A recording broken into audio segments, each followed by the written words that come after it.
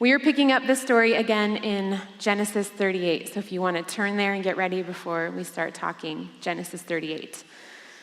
Tim Keller will say that this specific story, the one we're going to read tonight, which is Tamar's story, is why we can't say that the Bible is just a book full of inspirational characters or inspirational stories. So and if you didn't read it, then you will find out soon. If you did read it, you know exactly what I'm talking about.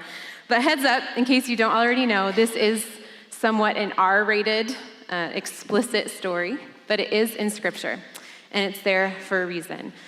And let me be clear, a lot of these stories are not here for us to look at and say, oh, that's what I should do when I get in that situation. No, they're descriptive. They're not prescriptive. They're descriptive.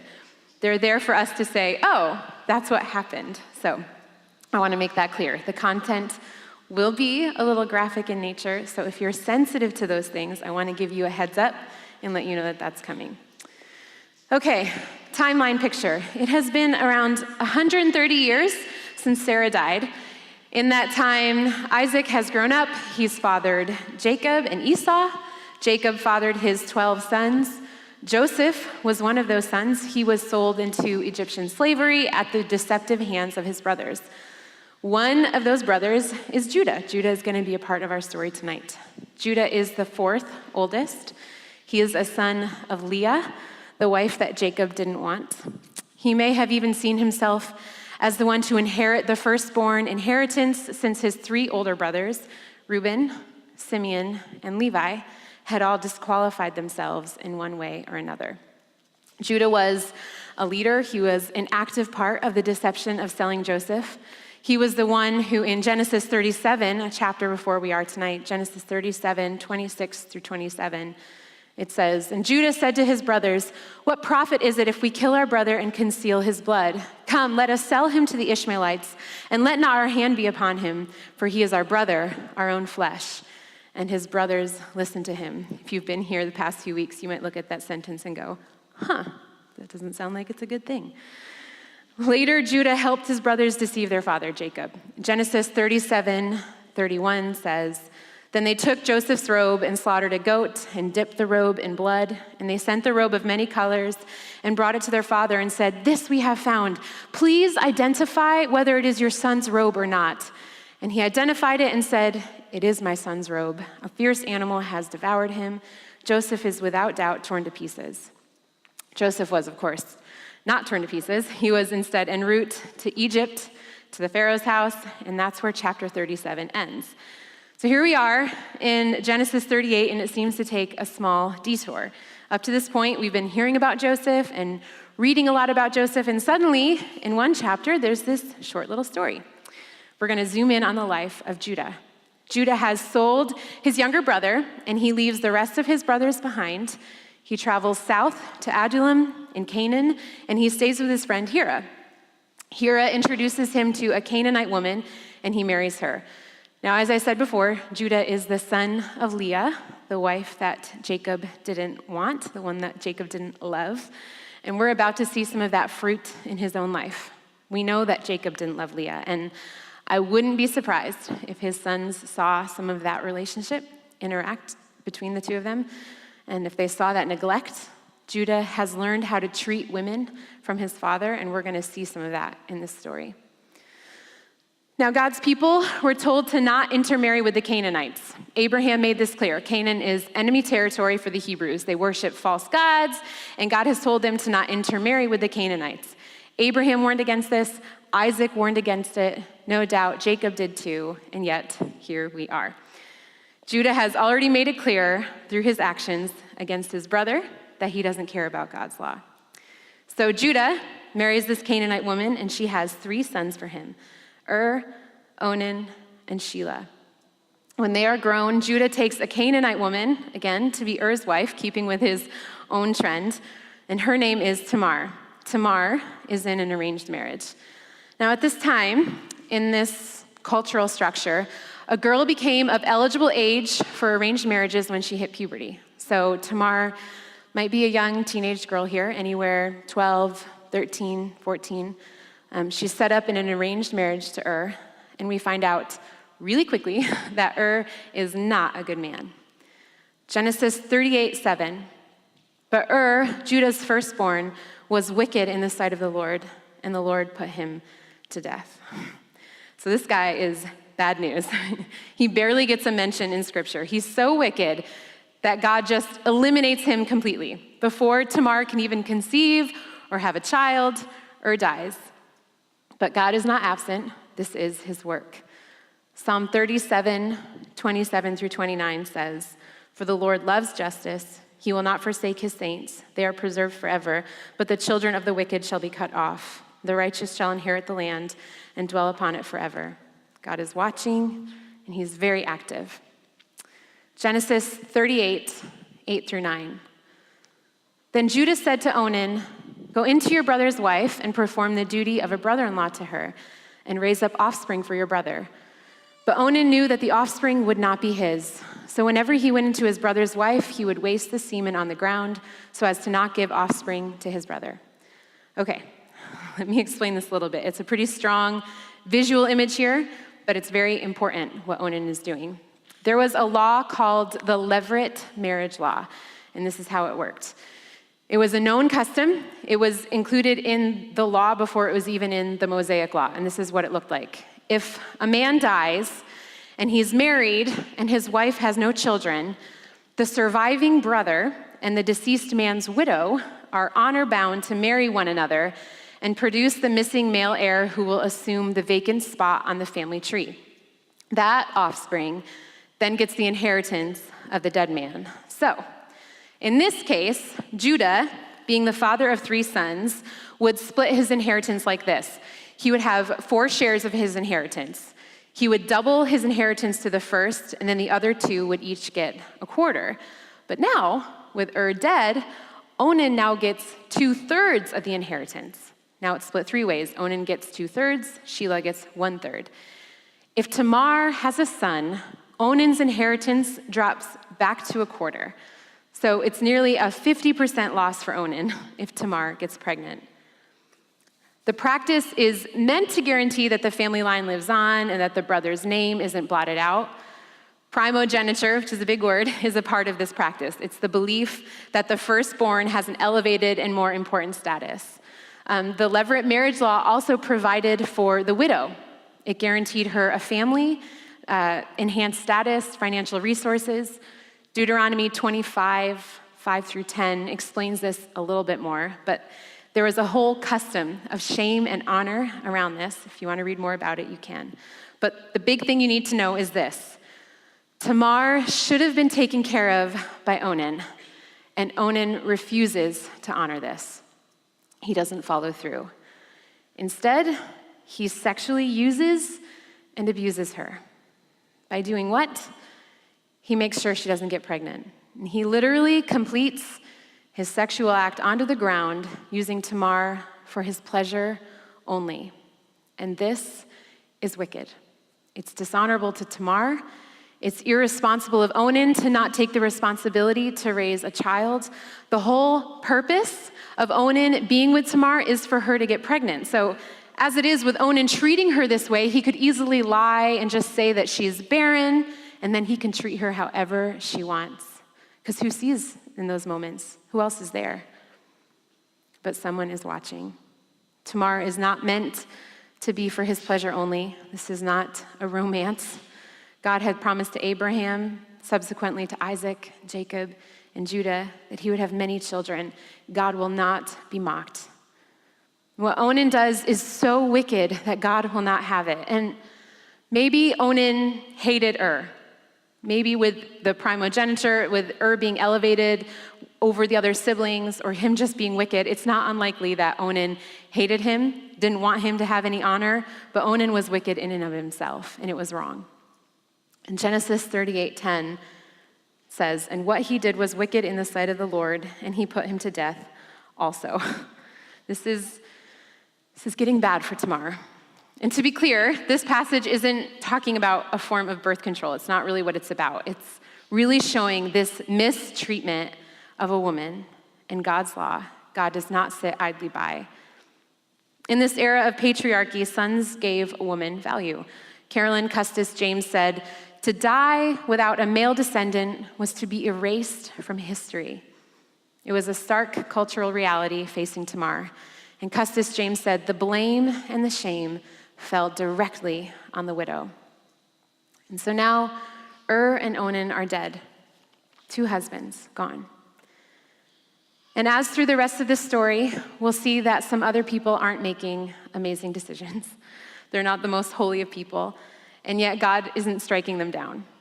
So what these men must have done, who they were in their hearts, in their heads, in their actions, it was wicked, it was pure evil. And it's so encouraging to me that here there are thousands, probably millions of people potentially on the planet. And God sees the vile injustice against a young girl in someone's private tent somewhere in the desert in Canaan. And as the readers of the Bible, we're not shocked that God's involved. Like, we expect him to show up, right? But to Tamar, who's a Canaanite who doesn't worship God, why should God see her? Why does he care? She's just an unknown teenage girl abused behind closed doors, and she has nowhere else to turn. But again, God does not sit passively by. He's active. He has a plan. These men are selfish, abusive, wicked. This young woman, this child, is being used at their expense. But God sees and he hears. God witnesses and he sees all of our most intimate, vulnerable moments. He's not far off. His justice is not a dull sword. John Piper said from this story, "Thus we learn that it is not meaningless to believe that all events are governed by God, and yet to pray that he intervene in extraordinary ways. Governing all does not mean governing all in the same way." And so we know that there is vile wickedness in this world. There are terrible things that happen daily that, quite honestly, I can't even stomach. And sometimes God intervenes in very obvious and clear ways. Not very often like this story, but it does happen. But God isn't turning a blind eye to those things in this world. And we want judgment and justice to happen where we feel it's lacking. When we see what appears to be obvious wickedness in others, and we beg God to bring justice where we feel like it's not happening. But we also don't really want justice for ourselves, for all of our wicked thoughts, for all of our wicked intentions.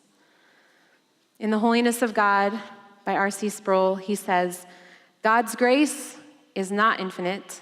God is infinite and God is gracious. We experience the grace of an infinite God, but grace is not infinite. God sets limits to his patience and forbearance.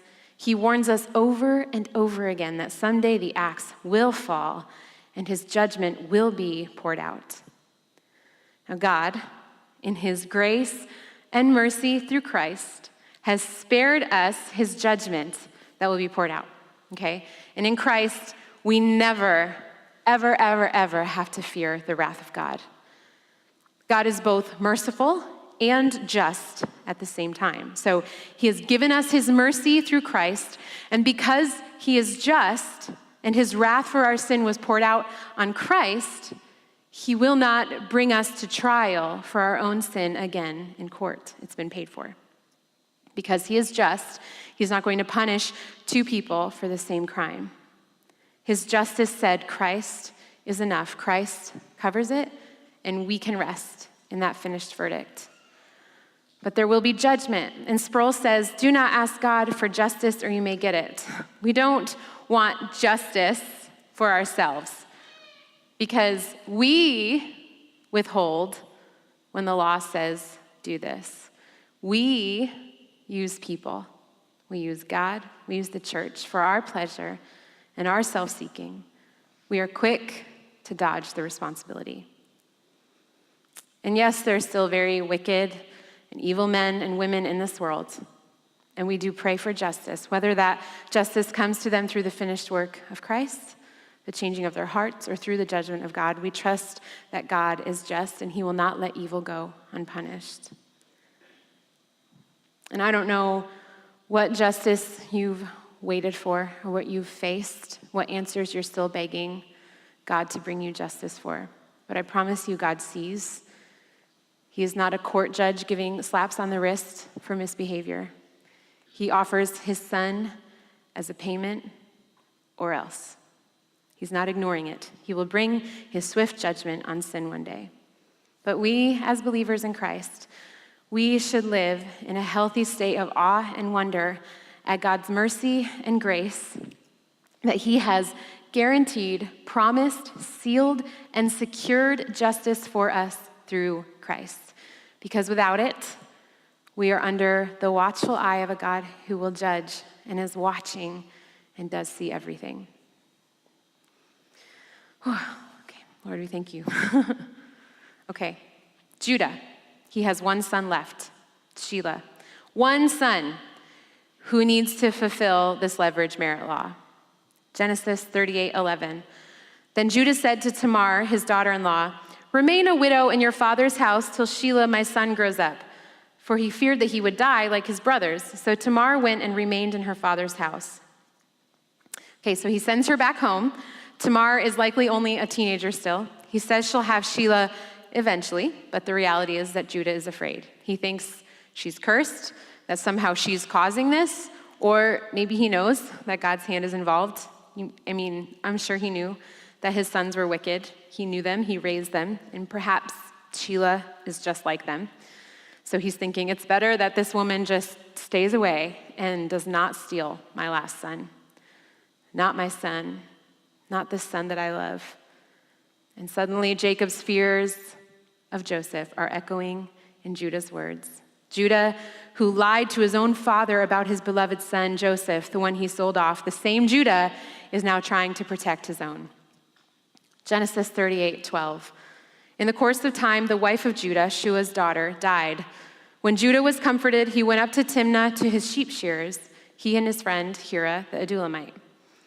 Okay, so this phrase, in the course of time, actually implies a very long period of time. It's an exceedingly long amount of time. It's long enough for Tamar to realize Judah is never sending for her. Shelah is never going to redeem her. Genesis 38:13 through 14.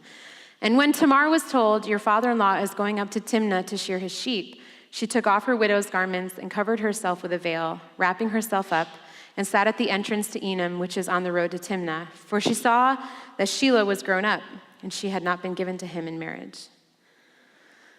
Okay, so we find Tamar. She is still wearing her widow's garments.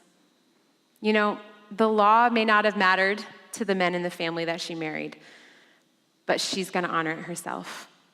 She's twice a widow, and as Tim Keller said, she is the most socially and economically vulnerable, a widow very unlikely to be chosen again.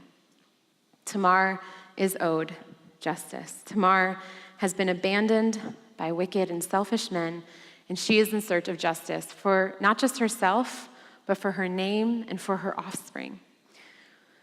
So she takes off the widow's garments and she dresses herself like a prostitute. And the prostitutes would sit in the city gate. She covers her face with a veil, as the prostitutes did, and she waits. She knows that Judah isn't going to send for her, so she will find Judah herself. Genesis 38:15.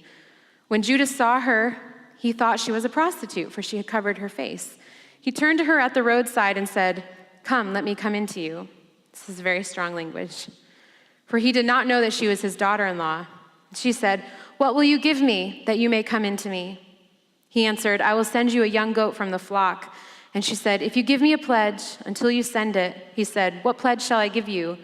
She replied, "Your signet and your cord and your staff that is in your hand." So he gave them to her and went into her, and she conceived by him. So she sits there. Judah spots her. Now notice, it takes 0 words from Tamar to seduce Judah. He is not resisting. Tim Keller asks the question, how would Tamar know that Judah would fall for this?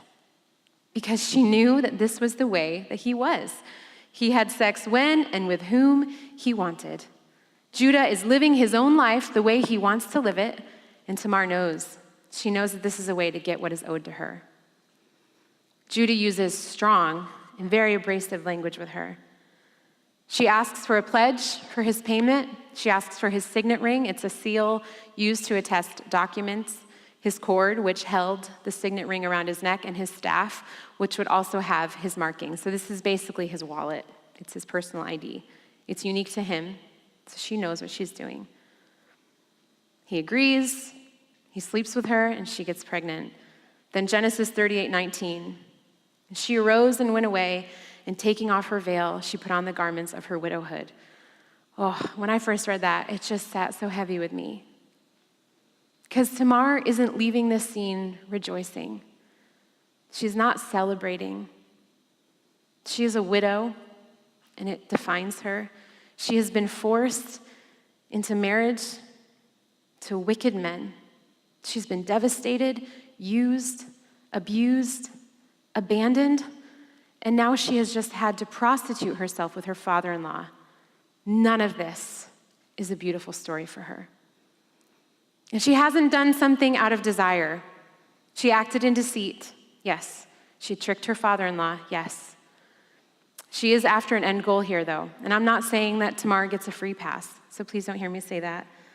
But she does have a mission in mind. Tamar is seeking justice. And what Judah and his entire family has done to her up to this point is wrong and unjust. And it's worth noting a few things. One, she isn't dishonoring Judah's wife since he's a recent widower. Two, Carolyn Custis James says that there was an ancient Hittite and Assyrian law within the Levirate marriage law that stated if the brothers refused to fill their role, or if there were no brothers, the responsibility fell on the dead son's father. So this is a valid option for her.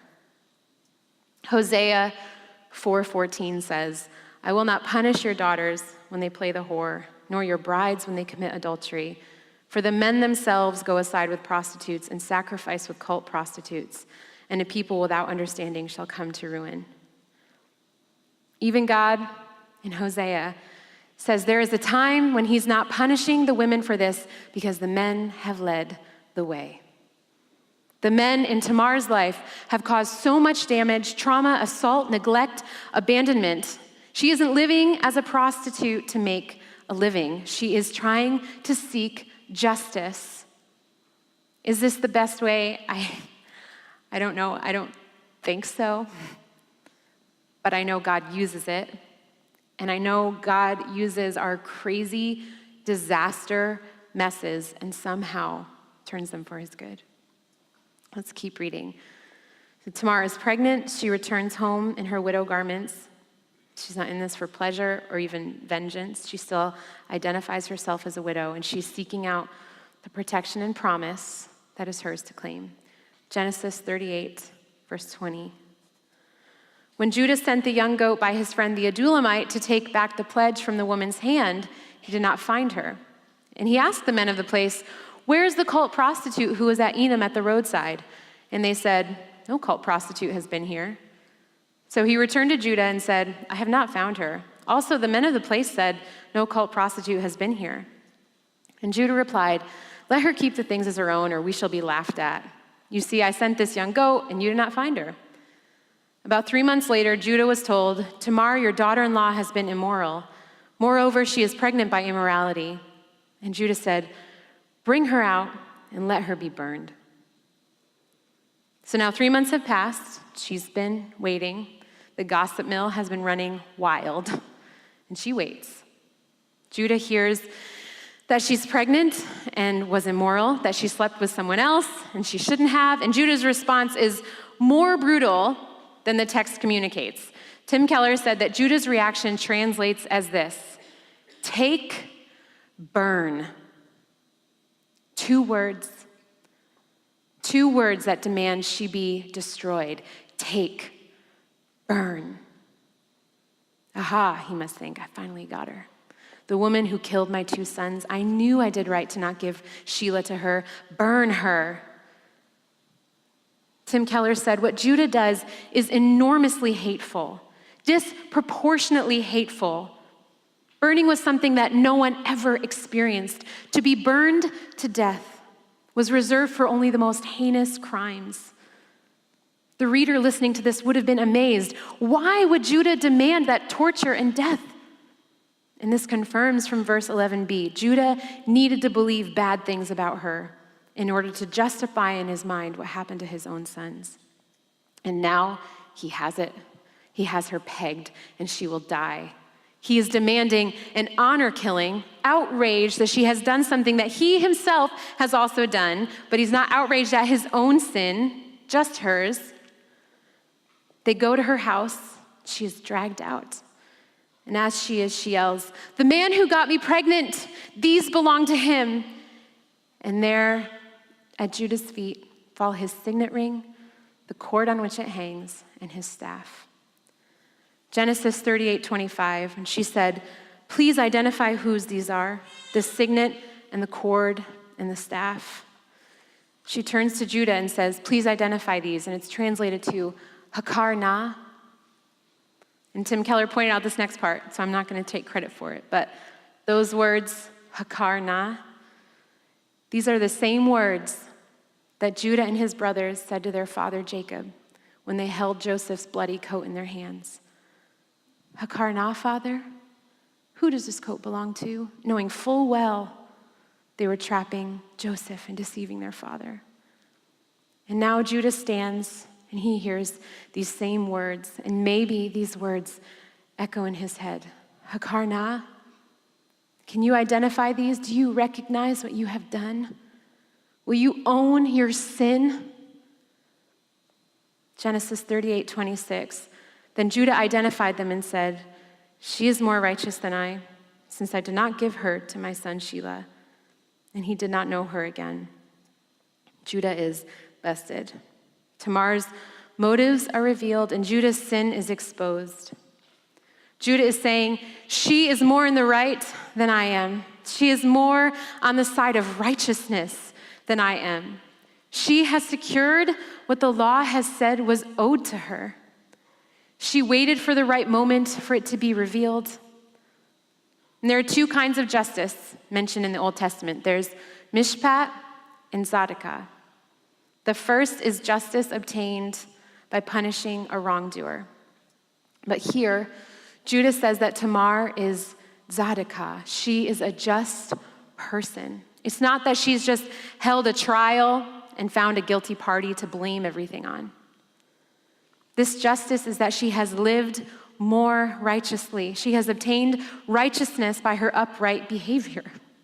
She has revealed in her actions that she is an upright woman. This woman, this Canaanite woman who has just exposed Judah's sin, is more righteous than the grandson of Abraham. This is a wake-up call for Judah. Judah is met here with an equal but opposite power within a woman who says, "No, this stops now." Judah, who deceived his father and tricked him when asking, "Hakar na?" is now met with a woman who has deceived him and holds out his belongings to identify. This is Ezer in action. Tamar is a help to Judah to reveal his sin. After all we've read, we discover she is a strong woman who knows her rights. And she says, "No, that's enough. That's enough lying, enough deception, enough withholding, enough avoiding. You will give me what is promised to me." She is the persistent widow in action. Let's finish Genesis 38:27. When the time of her labor came, there were twins in her womb. And when she was in labor, one put out a hand, and the midwife took and tied a scarlet thread on his hand, saying, "This one came out first." But as he drew back his hand, behold, his brother came out, and she said, "What a breach you have made for yourself." Therefore his name was called Perez. Afterward, his brother came out with the scarlet thread on his hand, and his name was called Zerah. First, on a side note, if you've had children, can we talk about what a painful scenario this must have been for Tamar? I mean, when your baby starts pushing different limbs out during labor, there's nothing comfortable about this. This is quite the scene. But she gives birth to two twins, Perez and Zerah. And at this moment, the story seems to end. We have a woman who is abused, who tried to take matters into her own hands and sleeps with her father-in-law, and her father-in-law, who should be honoring God and worshiping God, sleeps with her because he thinks she's a cult prostitute. She's a temple prostitute, so if he slept with her, it was an act of worship to some Canaanite god, and it's just a mess. Can anything good come out of this story? And God says, I have a plan to redeem all of this sin, all of this mess, all of this pain. Turn with me real quick to Matthew chapter 1, verses 1 through 3, if you're reading along. Matthew chapter 1, verses 1 through 3. The book of the genealogy of Jesus Christ, the son of David, the son of Abraham. Abraham was the father of Isaac, and Isaac the father of Jacob, and Jacob the father of Judah and his brothers, and Judah the father of Perez and Zerah by Tamar, and Perez the father of Hezron, and so it goes. Women's names don't show up much in genealogies. There are only 4 that show up in Jesus' genealogies, and Tamar is one of them. Why? Why this story? Tamar's name would go on to be mentioned in biblical marriage vows. David would name his daughter Tamar. And you can say that naming her that is no big deal, but there's a reason we don't name our sons Lucifer, or why we don't name our daughters Jezebel. Like, there are just some names, we just don't really want to pass them on. Tamar's was not one of them. Her story was not forgotten. Her heritage was preserved, and it went on to be mentioned in the royal lineage of Christ. But why her name and not Leah's, Rebecca's, Sarah's? Or why not someone else's sin or someone else's baggage? I think for a few reasons. One, this proves the legitimacy of this genealogy. First, Tamar is a foreigner. She's not of Jewish lineage. And she has played a part in, to put it lightly, a questionably immoral situation. And usually genealogies existed to show someone's pedigree, their royalty, their name, the house that they came from, who they were. So if you're going to try to make up a genealogy for the Messiah, would you include one of the worst, most shameful stories to reference? Stories that really would make the Messiah seem less royal? Matthew includes it. And here Matthew is also clear, it's not all Jewish people. In fact, all 4 women who show up in Christ's genealogies are foreigners. Jesus' family will not be for the Jews only. He will graft in those who don't seem to belong. And last, she is a woman who fights for justice and ultimately honors God's law far more than any other man in this story. Because of her persistence, the line of Christ was carried on through Judah. Judah, whose name becomes synonymous with the Lion of Judah, which will ultimately be tied to Christ in Revelation 5:5. Judah needed this woman to jolt him out of his waywardness.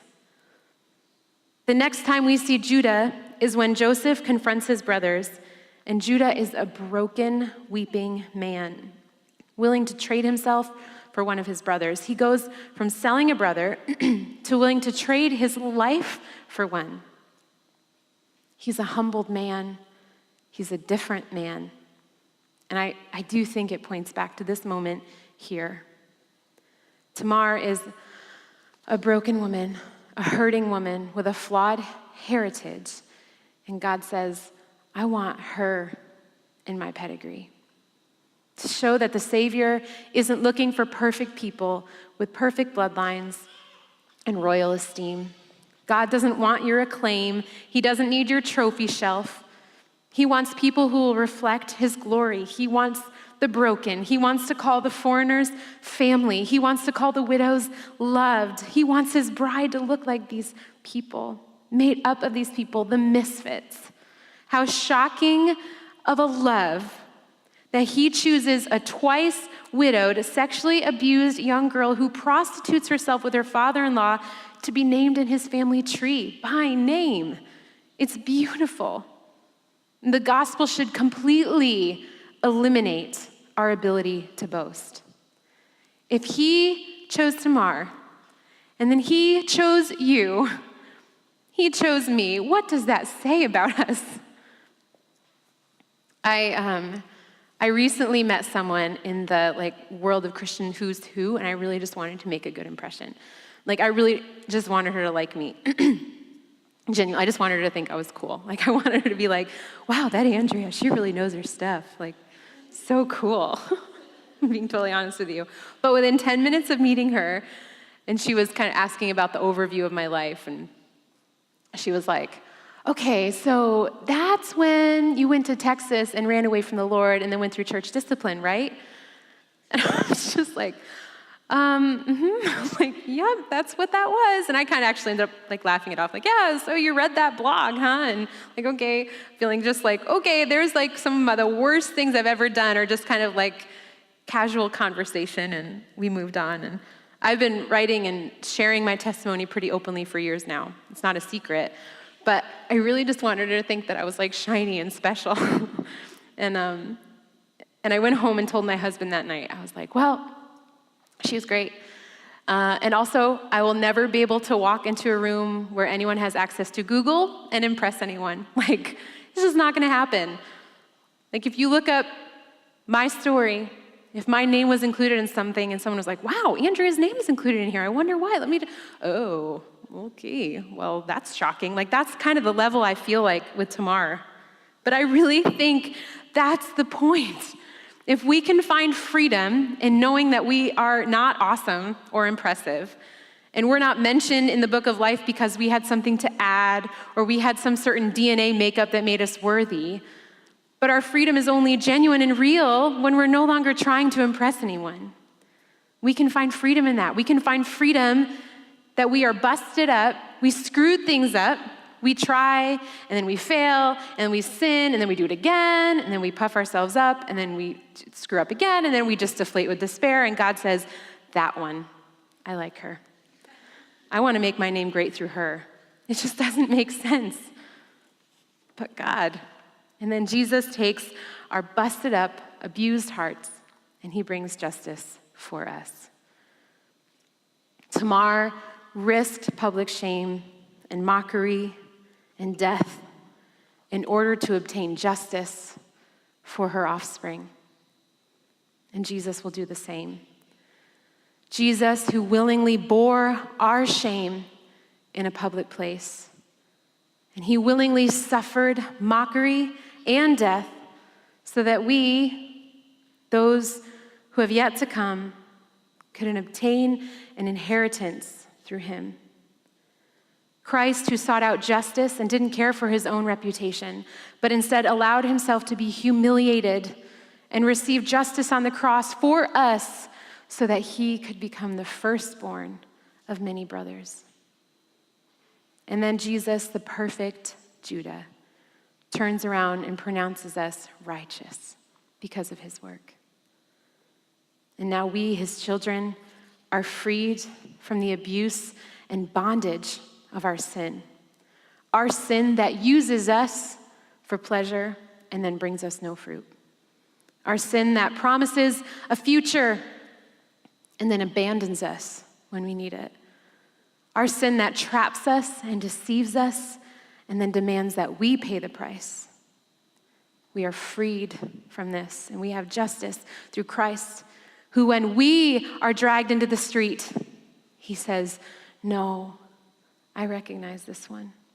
I can identify her. Hakarna, yes, she's mine. And then he calls us righteous. I'm going to have Abby come back up. I'm going to end tonight with reading Psalm 37 as we prepare to worship. This psalm was written by David, the 8th great-grandson of Tamar. And I want you to hear this before we sing and hear the truth in these words. Psalm 37, fret not yourself because of evildoers. Be not envious of wrongdoers, for they will soon fade like the grass and wither like the green herb. Trust in the Lord and do good. Dwell in the land and befriend faithfulness. Delight yourself in the Lord, and he will give you the desires of your heart. Commit your way to the Lord, trust in him, and he will act. He will bring forth your righteousness as the light and your justice as the noonday. Be still before the Lord and wait patiently for him. Fret not yourself over the one who prospers in his way, over the man who carries out evil devices. Refrain from anger and forsake wrath. Fret not yourself, it tends only to evil. For the evildoers shall be cut off, but those who wait for the Lord shall inherit the land. In just a little while, the wicked will be no more. Though you look carefully at his place, he will not be there, but the meek shall inherit the land and delight themselves in abundant peace. The wicked plots against the righteous and gnashes his teeth at him, but the Lord laughs at the wicked, for he sees that his day is coming. The wicked draw the sword and bend their bows to bring down the poor and needy, to slay those whose way is upright. Their sword shall enter their own heart, and their bows shall be broken. Better is the little that the righteous has than the abundance of many wicked, for the arms of the wicked shall be broken, but the Lord upholds the righteous. The Lord knows the days of the blameless, and their heritage will remain forever. They are not put to shame in evil times. In the days of famine they have abundance. But the wicked will perish. The enemies of the Lord are like the glory of the pastors. They vanish like smoke, they vanish away. The wicked borrows but does not pay back, but the righteous is generous and gives. For those blessed by the Lord shall inherit the land, but those cursed by him shall be cut off. The steps of a man are established by the Lord when he delights in his way. Though he fall, he shall not be cast headlong, for the Lord upholds his hand. I have been young, and now I'm old, yet I have not seen the righteous forsaken, or his children begging for bread. He is ever lending generously, and his children become a blessing.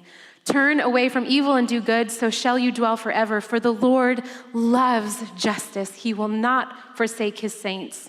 They are preserved forever, but the children of the wicked shall be cut off. The righteous shall inherit the land and dwell upon it forever. The mouth of the righteous utters wisdom, and his tongue speaks justice. The law of God is in his heart. His steps do not slip. The wicked watches for the righteous and seeks to put him to death. The Lord will not abandon him to his power or let him be condemned when he is brought to trial. Wait for the Lord and keep his way. He will exalt you to inherit the land.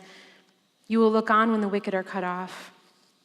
I have seen a wicked, ruthless man spreading himself like a green laurel tree, but he passed away, and behold, he was no more.